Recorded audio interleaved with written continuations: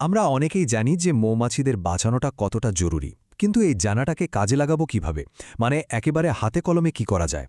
আজকের আলোচনাটা ঠিক এই নিয়েই, একটা প্র্যাকটিক্যাল গাইডলাইন। চলুন শুরু করা যাক। একটু দেখুন এই সংখ্যাটা ৭৫%। এটা কিন্তু বিশাল একটা ব্যাপার। মানে বিশ্বের যত প্রধান প্রধান খাদ্যশস্য আছে তার ৪ ভাগের ৩ ভাগই কিন্তু পরাগায়নের জন্য প্রাণীদের ওপর নির্ভর করে। সোজা কথায় আমাদের খাবারের প্লেটটা অনেকটাই এই ছোট্ট প্রাণীগুলোর ওপর নির্ভরশীল। বাবা যায়। ব্যাপারটা হলো মৌমাছিদের ভাগ্য আর আমাদের ভাগ্য কিন্তু আলাদা কিছু না, একদম একই সুতোয় বাঁধা। তো আজকের এই আলোচনাটা হলো আমাদের ইকোসিস্টেমের এই ছোট্ট রক্ষকদের গল্প, আর তার চেয়েও বড় কথা হলো আমরা নিজেরা কিভাবে তাদের অভিভাবক হয়ে উঠতে পারি, তাদের আর আমাদের নিজেদের ভবিষ্যৎটা রক্ষা করার জন্য। তাহলে প্রশ্ন হল, শুরুটা করব কোত্থেকে? প্রথম অ্যাকশনটা কি হবে? উত্তরটা খুব সহজ, একদম আমাদের নিজেদের চারপাশ থেকেই শুরু। চলুন দেখি কিভাবে নিজেদের বাড়ির আশেপাশে মৌমাছিদের জন্য একটা ছোট্ট নিরাপদ আশ্রয় বা হেভেন তৈরি করে ফেলা যায়। একটা মৌমাছির অভয়ারণ্য বানানোর সবচেয়ে জরুরি জিনিসটা কি জানেন? দেশি গাছপালা, মানে আমাদের নিজেদের অঞ্চলের ফুলফল। বিদেশি সুন্দর ফুলের গাছের থেকে এগুলো হাজার গুণে ভালো। কারণটা খুব সিম্পল। হাজার হাজার বছর ধরে আমাদের এখানকার মৌমাছিরা এই দেশি গাছগুলোর সাথেই বড় হয়েছে, চিনেছে। ফলে ওরাই জানে কোনটা থেকে ঠিকঠাক পুষ্টি, মানে নেকটার আর পোলেন পাওয়া যাবে। এই যে দেখুন, এখানে একটা দারুণ গাইড দেওয়া আছে। বিভিন্ন অঞ্চলের জন্য আলাদা আলাদা দেশি ফুলের লিস্ট। যেমন আমাদের দক্ষিণ এশিয়ার জন্য গাঁদা, তুলসী বা সরিষা, এগুলো একদম পারফেক্ট। আর এখানে একটা খুবই গুরুত্বপূর্ণ টিপস হলো, এমন সব গাছ লাগাতে হবে যেন এক একটা এক এক সময় ফোটে। তাহলে কি হবে? মৌমাছিরা সারা বছর ধরেই খাবারের যোগান পাবে, ওদের খাবারের অভাব হবে না। আচ্ছা, এই সংখ্যাটা কিন্তু অবাক করার মতো। পৃথিবীতে প্রায় ২০,০০০ প্রজাতির মৌমাছি আছে, তাই না? তার মধ্যে ৯০%-এরও বেশি কিন্তু একা একা থাকে, মানে সলিটারি। তার মানে ওরা কিন্তু আমাদের চেনা মধু মৌমাছির মতো বড় চাক বেঁধে থাকে না। ফলে ওদের থাকার জন্য, মানে শেল্টারের জন্য অন্যরকম ব্যবস্থা দরকার। আর ঠিক এখানেই আসে বি হোটেল বা মৌমাছি হোটেলের আইডিয়াটা। এটা বানানো কিন্তু খুব একটা কঠিন কিছু না। কয়েকটা জিনিস খেয়াল রাখতে হবে। যেমন ছিদ্রগুলো যেন মসৃণ হয় আর পেছনের দিকটা বন্ধ থাকে, না হলে ওদের নরম ডানায় চোট লাগতে পারে। আর হ্যাঁ, সবচেয়ে জরুরি কথা, প্লাস্টিকের ব্যবহার কিন্তু একদমই করা যাবে না। একটু যত্ন নিলেই দেখবেন এই একাকী মৌমাছিদের জন্য এটা দারুণ একটা নিরাপদ বাসা হয়ে উঠবে। তো আমরা একটা আশ্রয় তৈরি করলাম, কিন্তু এটুকুই কি যথেষ্ট? না, এবার আমাদের আর একটু বড় পরিসরে ভাবতে হবে। শুধু বাসা বানালেই হবে না, পুরো পরিবেশটাকেই ওদের জন্য নিরাপদ করতে হবে, বিশেষ করে রাসায়নিকের বিপদ থেকে। মৌমাছিদের জন্য সবচেয়ে বড় বিপদগুলোর একটা হলো এই যে নামটা দেখছেন, নিওকোটিনয়েডস।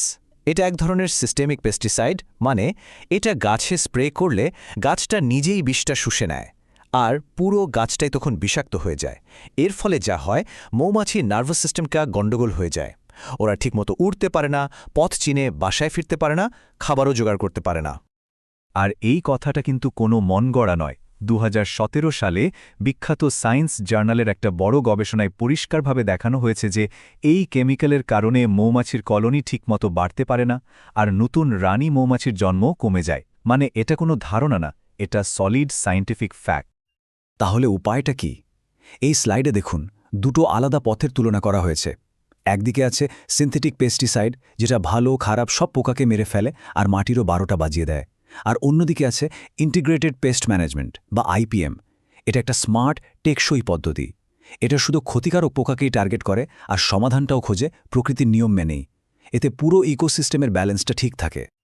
আর সবচেয়ে মজার ব্যাপার হলো এই আইপিএম টুলকিট কিন্তু আমরা সবাই ব্যবহার করতে পারি।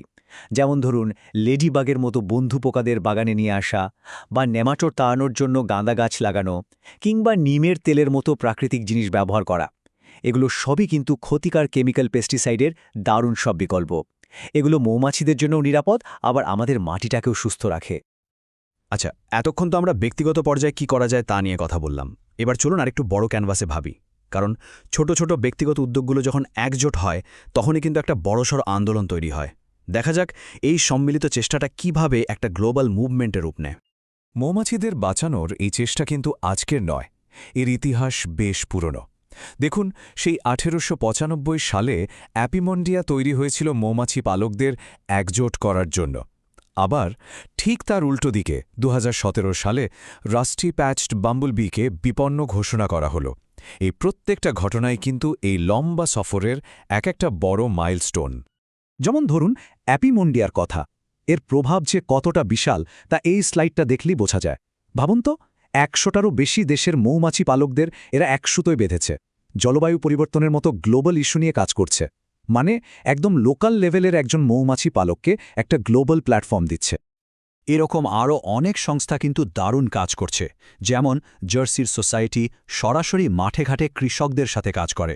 আবার ভারতে আন্ডার দ্য ম্যাঙ্গো ট্রি নামের একটা সংস্থা দেশি মৌমাছি পালনের মাধ্যমে গ্রামের মানুষের আয় বাড়াতে সাহায্য করছে।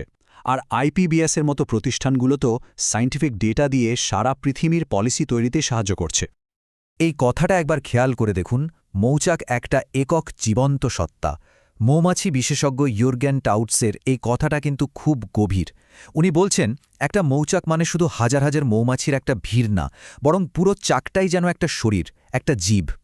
এই একটা কথাই মৌমাছিদের অবিশ্বাস্য সামাজিক জীবন সম্পর্কে আরও জানতে আগ্রহী করে তোলে। তাহলে পুরো আলোচনার সারমর্মটা কি দাঁড়ালো?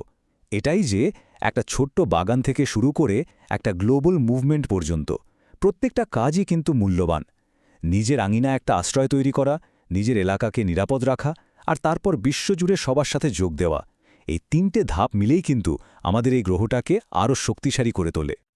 শেষ করার আগে শুধু একটা প্রশ্ন, যদি একটা মাত্র বাগান একটা আস্ত মৌমাছির কলোনিকে সাপোর্ট দিতে পারে, তাহলে একবার ভাবুন তো, আমাদের সবার সম্মিলিত চেষ্টায় একটা কমিউনিটি হিসাবে আমরা একসঙ্গে কি অসাধারণ কিছুই না করতে পারি।